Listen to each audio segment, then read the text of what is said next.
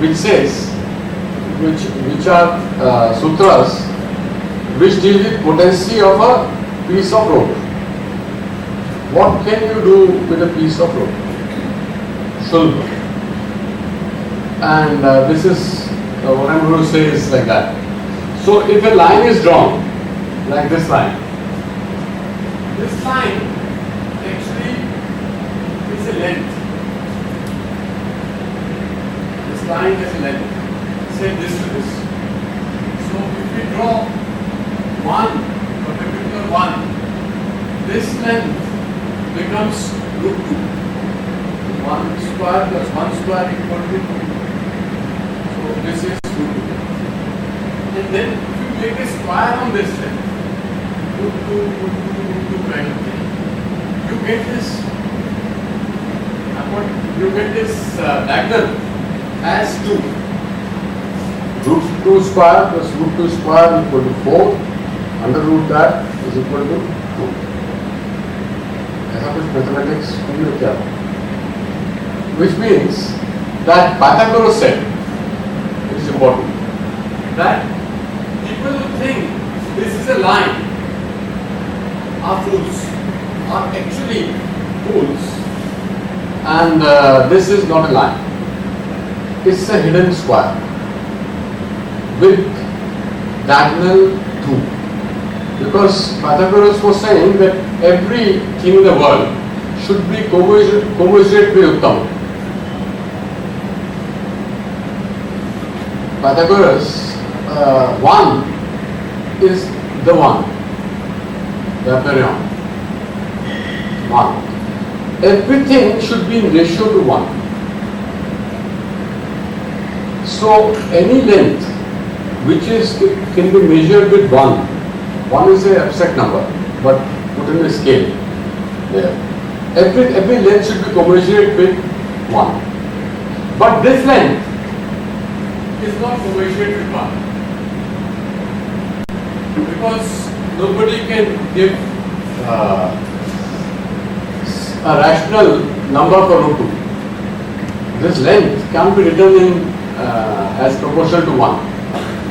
This length can't be written in proportional to 1. So he said this square as of a size 2.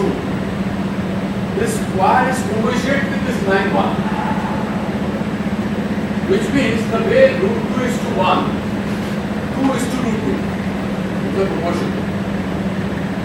Which means this, what looks like a length, hypotenuse, is actually a hidden square.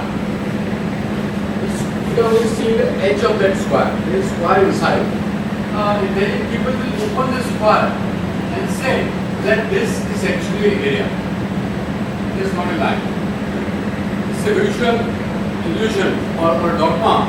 We think that this hypotenuse is line. Hypotenuse is a hidden square. The square which is hidden in this, on the edge of this line. So this square can be opened. The moment you open, then a great recurrent doctrine comes that irrationals can be reasoned. The way 1 is related to irrational for root 2 is the way irrational is related to rational for 2. But the dimension 2 is a square, it's not a line. So from line is born a square, from square is born a volume. 1 plus 2 plus 3 plus 4. 1 is a point. The extent of Pythagorean tens. So it's very important to see that what we consider as line could be hidden areas. And in fact, when you paint, when you put a stroke, there are hidden areas. So those lines are of a nature of hypotenuse and not this sides. These are Euclidean lines. Sides lines are Euclidean. So it is possible to reason irrational. Is one of the doctrine that root 2, suppose Pythagorean, is supposed to be scandal. Because some people thought that Pythagoreans, when they say everything should be co-measured with 1, when certain lengths came up like root 2, which was not co-measured with 1, it was 1.4, rational approximation. So that this Hippias of Metapontus was drowned in a sea for having disclosed the secret of irrationals. But there is a solution of irrationals, Plato and Pythagoras, and which is that something which looks like a line is a hidden square, something which looks like area is a hidden volume.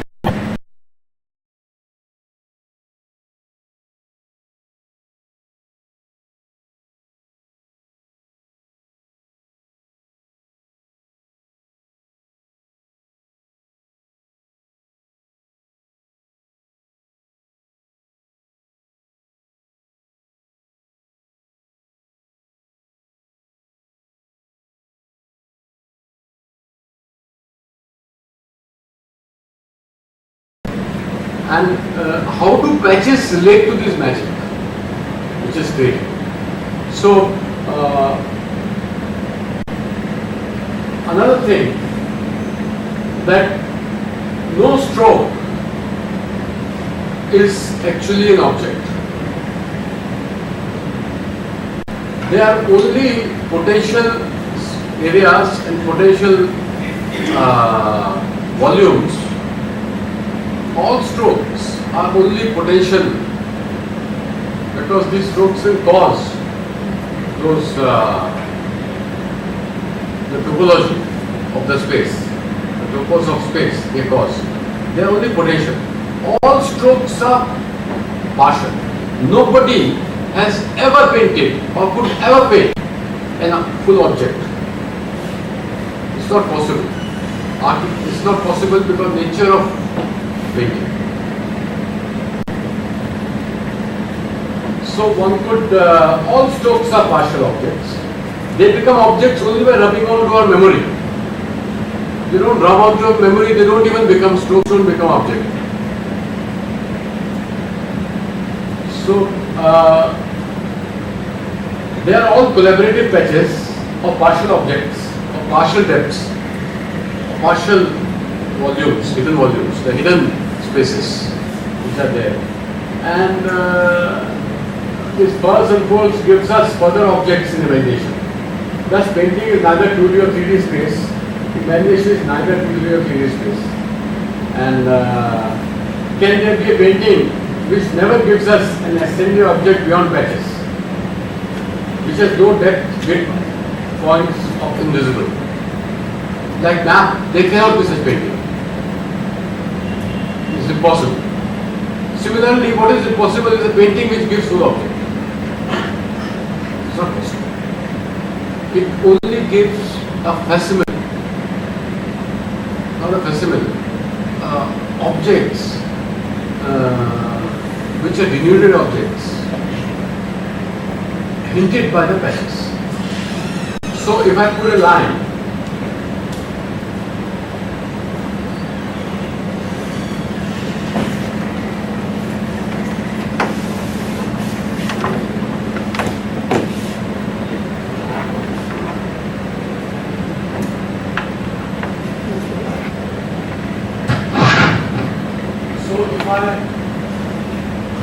put a line like this, and like what we did, we can see underneath the line the space, the meaning which it is hidden in that, which are unfolded like this. We could decide to unfold the convex side or a concave side. But we are, from this line, this middle line, I imagine rest of the space. Then I put some other thing just to place that space. Then what I can do is to sort of, I've created some space section. But this thing, I bring it here. And for some reason, now it looks like a trail of a moving object, some meaning comes. It looks like a road going away from the city, or a ball moving. It give some proper meaning. So there is a hidden depths here, which through imagination have been accentuated by putting a new patch, and then moving, readjusting that patch, or even rounding this patch to some other patch, so that it becomes city-like or square of the city. And one can get some kind of painting by giving all kind of meanings to the space.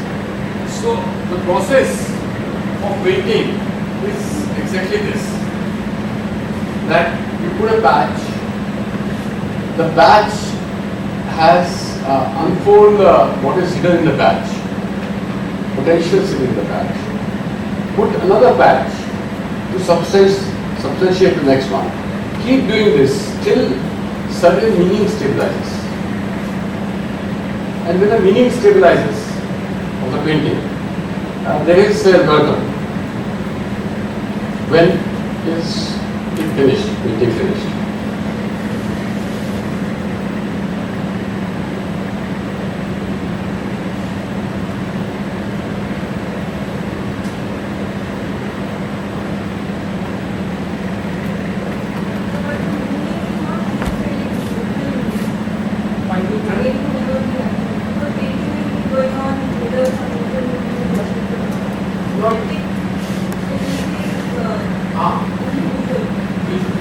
Visual has very much lot of narrative content. Yeah. That's what people talk about when they talk about painting. There is a narrative content it generates.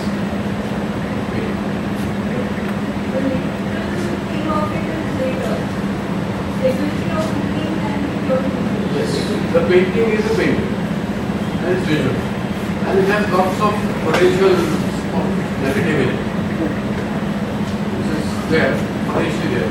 You can intend narrative in a painting. Narrative is painting. Narrative is not written there like letters, but it is there in the semantic space.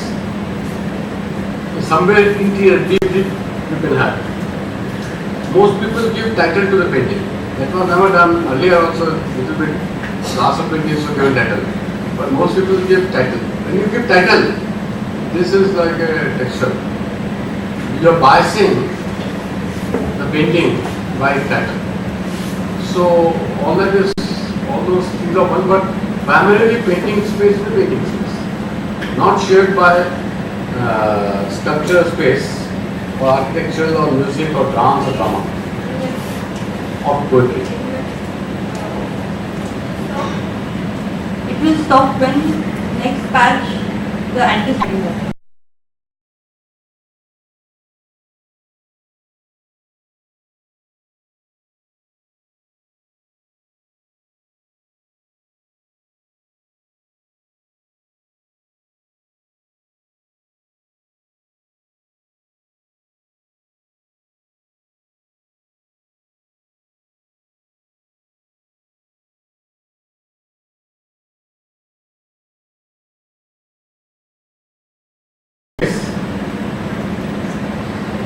Now the pigments, every painting has finite, accurately finite strokes. You can number them. How many strokes? There can be some complex strokes, like throw of color. You can have a stroke like that, which is throw of color. But stroking episodes, events are finite. These finite stroking events are unfolding the space of painting, which is like this magical fantasy.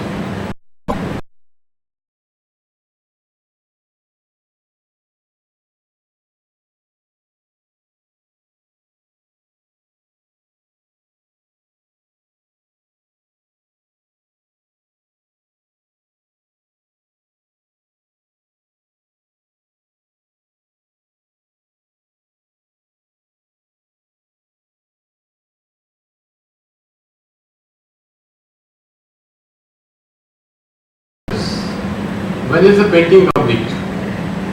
You put a patch.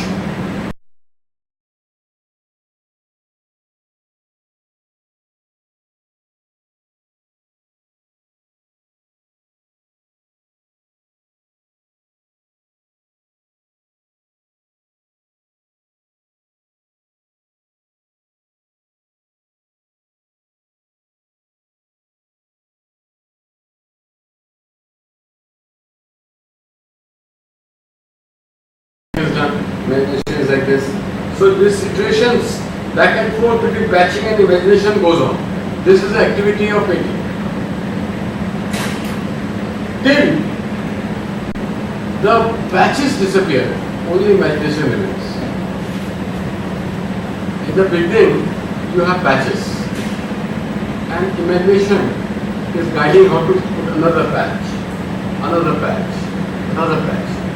Keep doing this patching till the patches disappear. Only imagination remains.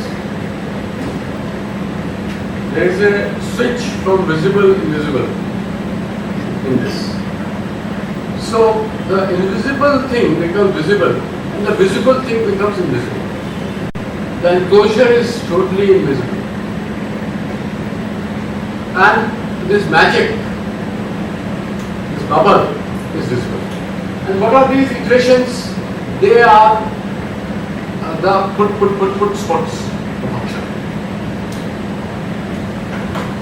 We talked of two kinds of aksharas. They are spots of them.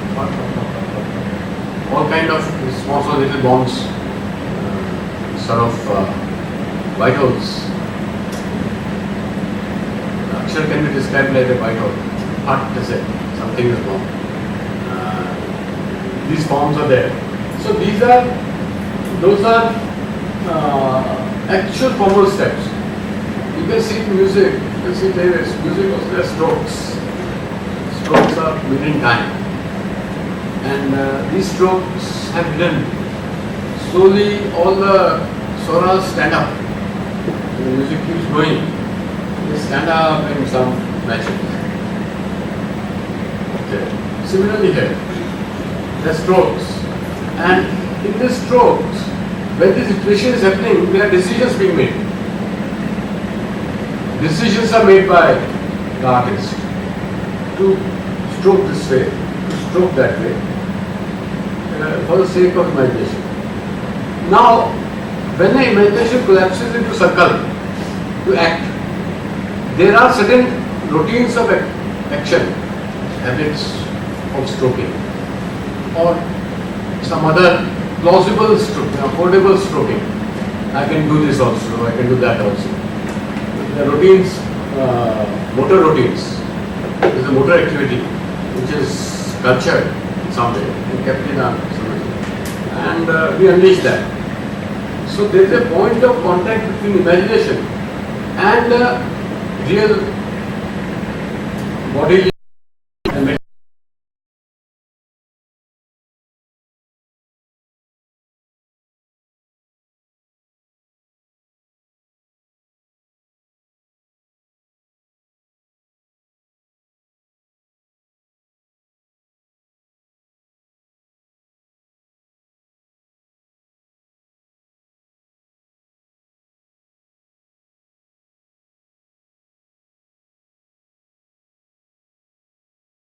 And songs,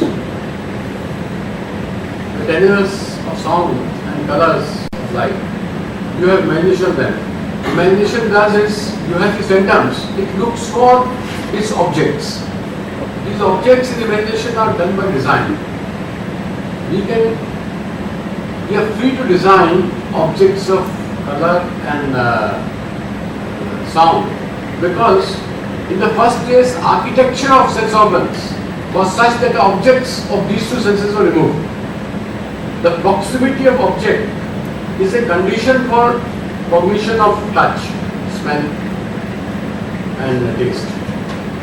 So, the way of holding touch, smell, and taste requires presence of an object, proximate presence, ontological presence of object. Whereas these two don't require ontological presence of object. So this is called imagination process. you have phantoms, you look for their localities. The localities you look for. And this is imagination. When you should give localities imagination. Once it's clear what the localities are, it goes into action. What do you want to create? That location is clear. The objects are clear, the relations are clear, highlights are clear, the character is clear of the object. So you give instruction or the action happens.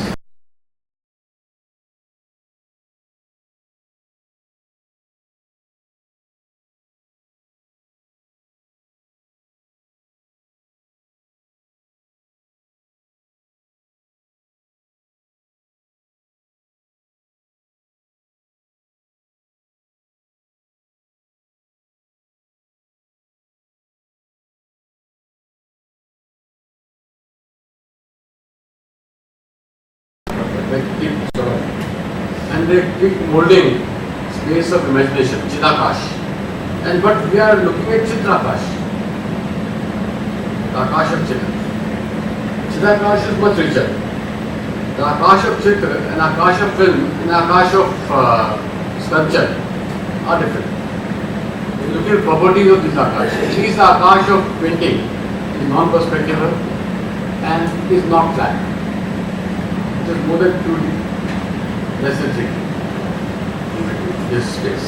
And this space is the one in which patches, there is a dialectics of patches and imagination. In imagination, they are scope something. They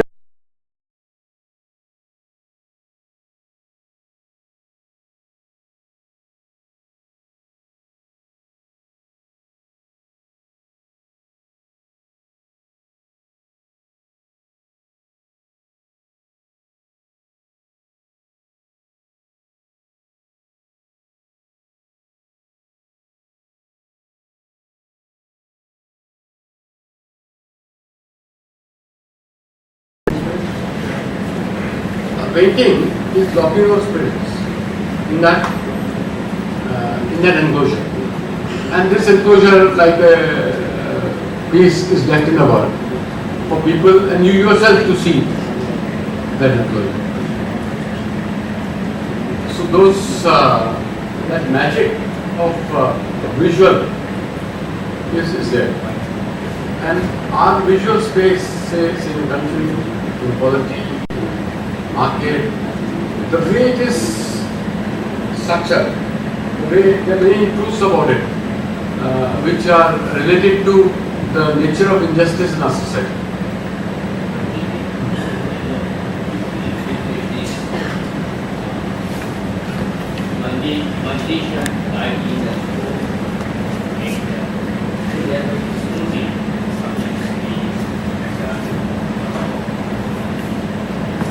That side is quite clear.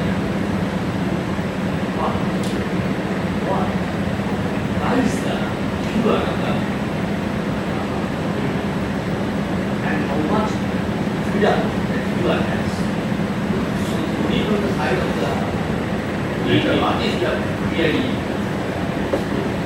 What about pure season? How much freedom has the nation? How much guidance gets from the how much filtering it needs. When I have explained Sarg, Akshar Sarg, which is painting. But there is reverse, Pratisarg.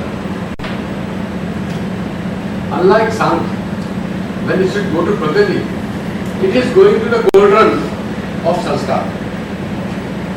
So there is construction of painting and then there is a witnessing of that painting. It's a pure witness, without any action. You are not supposed to act in a immersive situation. Suspend actions and accept minimal that your eye people should do. Some mechanical actions are there, but no other actions are expected from you. So, and the pure witness, this is Pratisarg.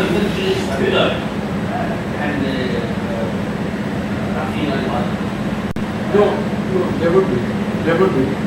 Then it depends on the excess or dispositional content of a memory can be so weighty, high, it is possible that revelation of that magical painting may not happen.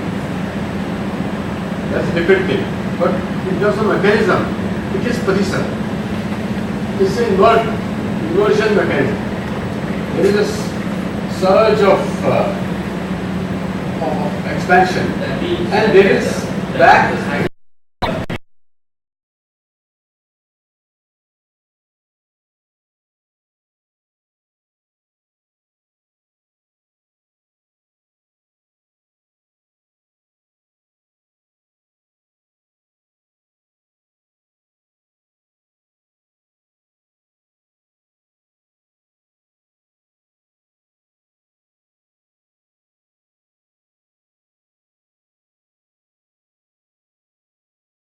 Magical way. Is this that is only the lines and strokes is there. That is determining the money. Or the money has a feeling, some free space to operate in there. There is the same painting.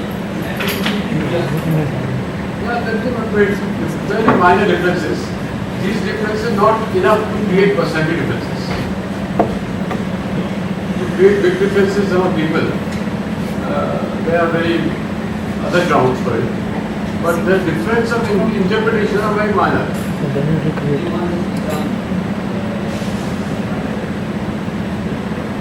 Years back, Ravindra Kumar, who was that director of television, was the director of Jesus television, and just narrating this experience. On one occasion, while reading that Trimurti Bhavan, inhabited by the Devi, he discovered a piece of paper. And now, Ravindra Kumar wanted to narrate in the office. He could not decide which is the upper side, which is the down side. So he consulted a number of painters and put an alternative the name. And they are different. Some say this should be the upper side. And ultimately, to get so they are the same. Then, just coming to that, sometimes later, the painter of that painting came and visited. What is it? It's just upside down. Yeah, that is progressible behavior.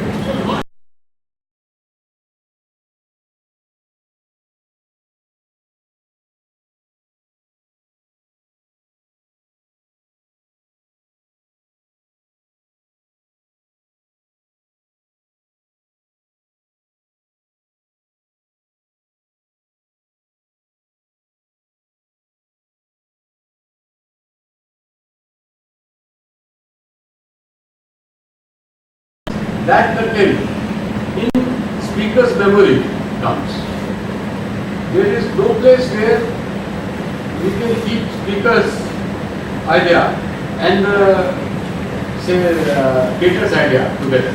It's irrelevant to create that. But since the patches are the anchors of creator's imagination and patches are the creator of listener's imagination, the patch gives the invariance. Whatever meaning differences are there, patches will keep the invariance. It will rub onto memory of everybody. If there is a difference in the memory of dogs and men, the appreciation of painting will be different between dog and between man, because the memories are different. But the patches remain the same, invariant. They will create differentials. Differentials are normal, natural. नजदीकी सवाल मेरा बहुत छोटा सा था। क्या ये जरूरी है कि हम किसी पेंटिंग की व्याख्या करें? To get its meaning? व्याख्या तो एक पर्टिकुलर एक्टिविटी है। Yeah.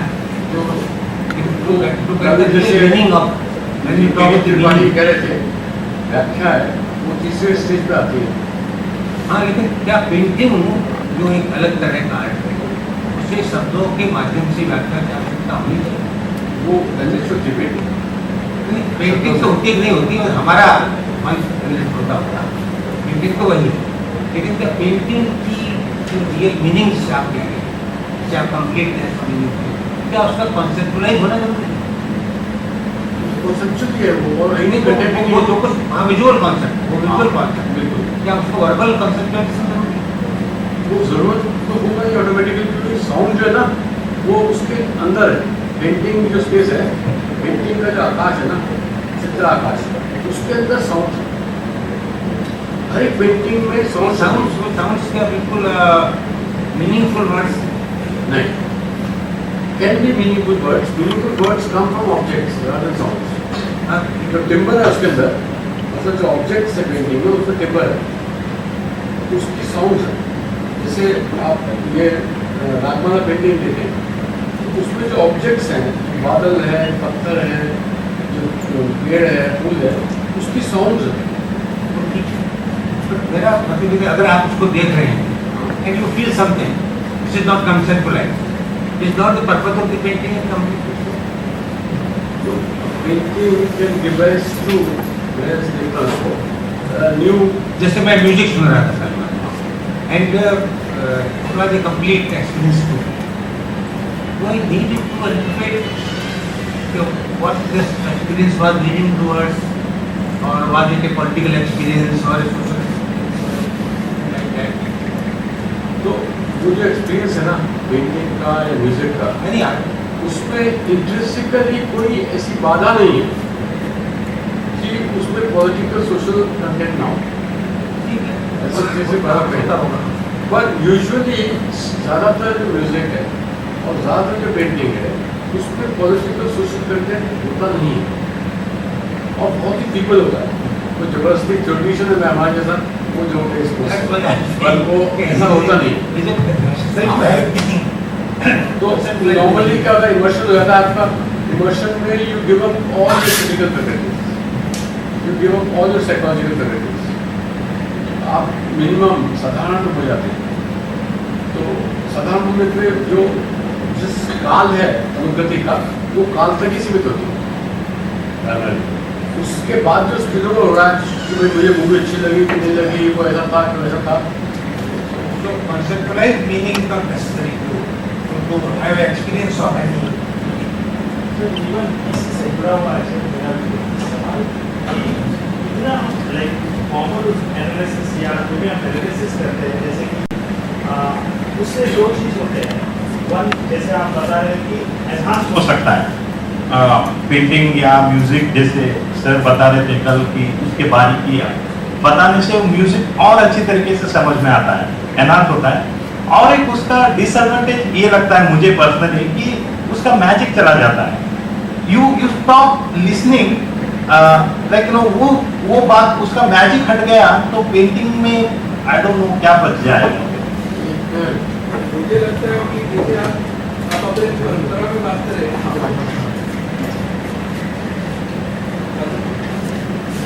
अगर मुझे परंपरा कायम करनी है तो वो उस जिसको मैं सिखा रहा हूँ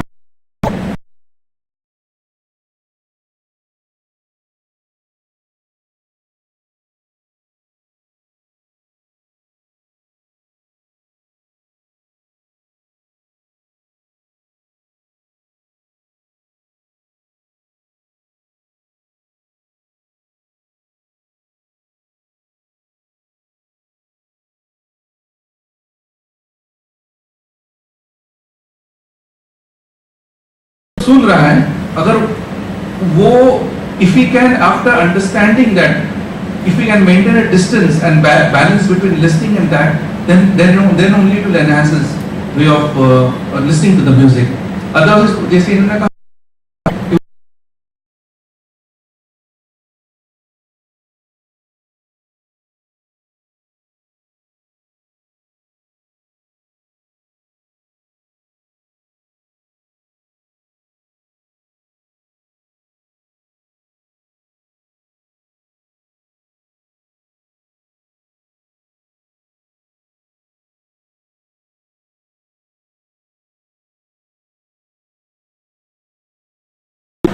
experience happens.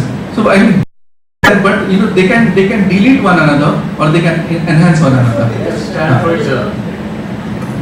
Both the things stand for each other whenever they require. There is a story of Mr.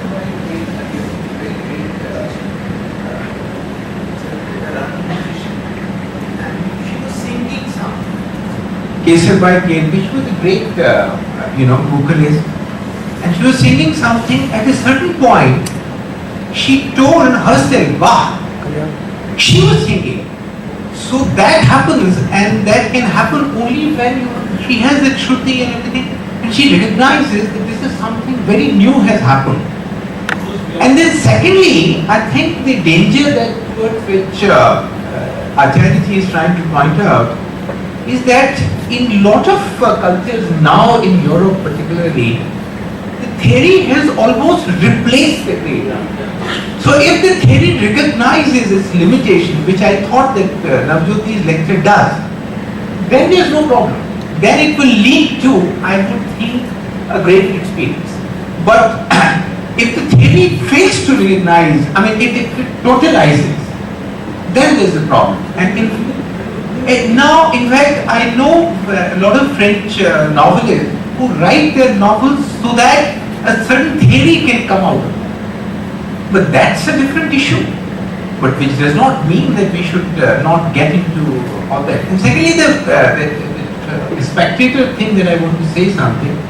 You know that Paul Klee, a very great German painter, once said, the painter draws the map on the painting, metaphorically, on which the spectators walk.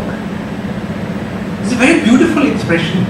But of course, what you're going to see around you, that is up to you. But the map that you take, these small streets and Pakdandi and everything, that are drawn by the painter, by the artist. And of course, sometimes you can see straight, sometimes you can see this. That's what you were saying, that rubbing across the memory. And thirdly, to get rid of perspective, even in Europe, had a long history now. Like Cubism was precisely born out of that. That you wanted to paint an object. एक object को ऐसे बनाना है कि वो 5 जगह से एक साथ दिखे, बिकॉज पर्सपेक्टिव में क्या होता था, गेज फिक्स हो जाता। वो जो कह रहे हैं कि गेज की जो तो उन्होंने क्या किया कि उन्होंने 5 गेजेस या 10 गेजेस के साथ 5-6 देखना एक साथ जोड़ दिया। उसमें हुआ क्या कि ऑब्जेक्ट टूट गया। तो आप जो in Cubism, the object that you see actually is broken. You see Braque, you see Picasso, you see anybody, any great Cubist painter. The object, integrity of the object is lost. How to find it? So then Matisse actually went to Chinese people. He learned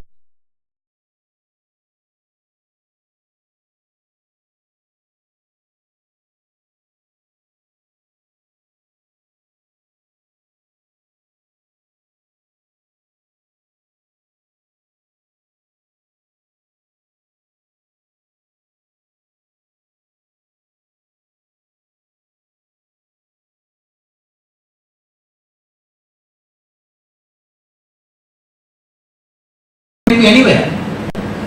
And all this for Europe to finally arrive at, once again, now they are practicing it. In fact, one of the paintings in Paul Klee, he painted a lot of trees and a camel. And they were of the same proportion. And the question was asked that, what is this? He said, the camel is going around in the garden. So the sizes are similar.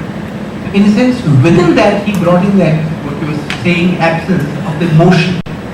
So when you bring about that motion, that all has happened. Lucien Freud, for example, to see his painting, what he does is that he distorts the perspective and thereby questions it. So there are a lot of these very, things were happening. But in India, we already had that in miniature. Like these scenes from nowhere, was already there. And of course, what the political implication that I believe that perspective actually has come also because of the imposition of this promise. The idea of the promise which comes from Judaism and travels through Christianity, Islam and up to Muhammad and Mormonism, that this vanishing point actually is the point of promise. And all the time you are all going to merge in that vanishing point. And that's a point of promise. So it's like a special parallel, equivalent to the time.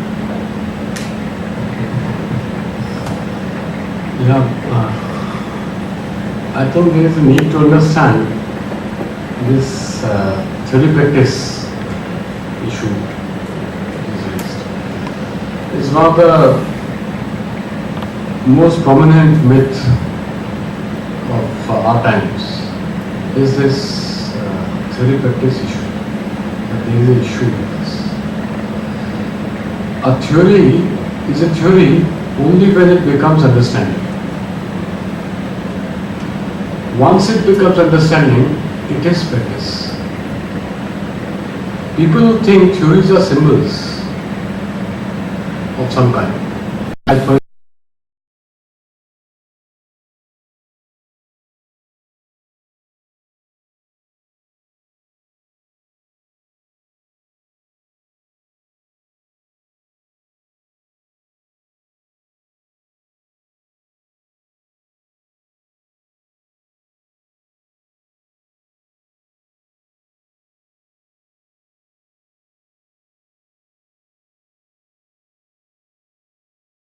Content of Natya Shastra is contained.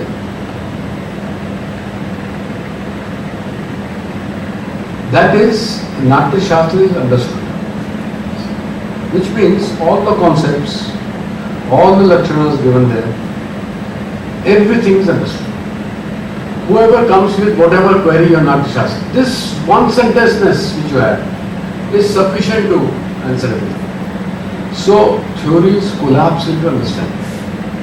So people who think theory practice are the poor, it's a pure dialogue which started in late 19th century. And it sort of led to lots of murders within Marxism. In the Marxist practice, this debate on theory and practice actually led to a lot of assassinations. And because to see the relation between theory and understanding is actually understanding and practice. So theory will disappear. Since we are living in a milieu of ossified theories, ossified and sort of brittle theories and hegemonic theories, we live in that environment. And because of that, the practice works against understanding beyond these theories. You require a new theory. Theory is systematization of the sensibilities and understandings. That is theory. And theory, the being of theory is not the letters, not the papers you have written, not the books you have printed. The being of theory is the understanding of that. And understanding is practice. A practice without understanding is like is hardly worth anything. I mean, there is a thing called practice, which is not understanding. And in this situation, in this algorithm, there is a distinction between Ichha Shakti and Kriya Shakti. Ichha Shakti is that which leads to imagination. And Kriya Shakti is that which leads to Cheshta. Bodily. The Ichha Shakti is some kind of business of Antendriya Pratyaksha, the inner sense organ, is that business is happening there, which is called imagination. All this imagination leads to gets cultured with the time of imagination, into judgments because of certain phantoms of dharma. It gets cultured.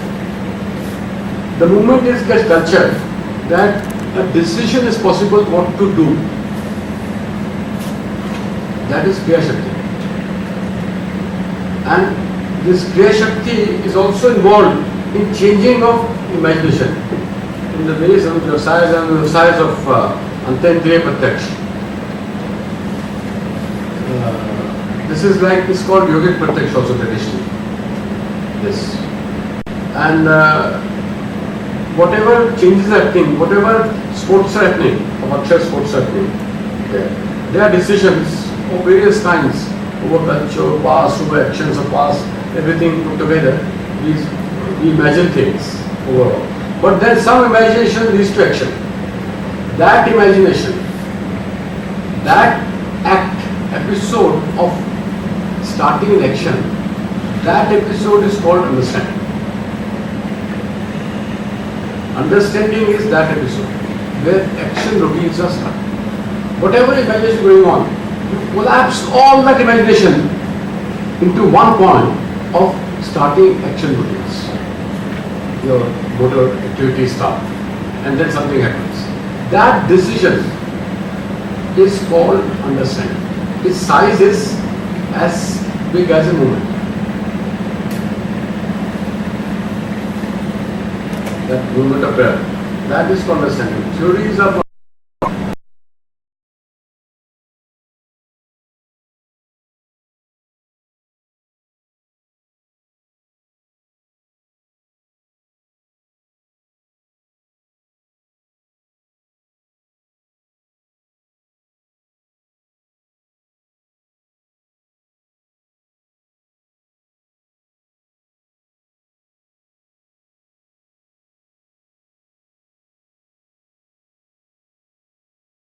Ichha Shakti, there is a Kriya Shakti, and there is a Jnana Shakti. The Jnana Shakti is involved in culturing of Ichha Shakti. Imagination is cultured. And this Jnana Shakti is involved in invoking all kind of things, so that Kriya Shakti can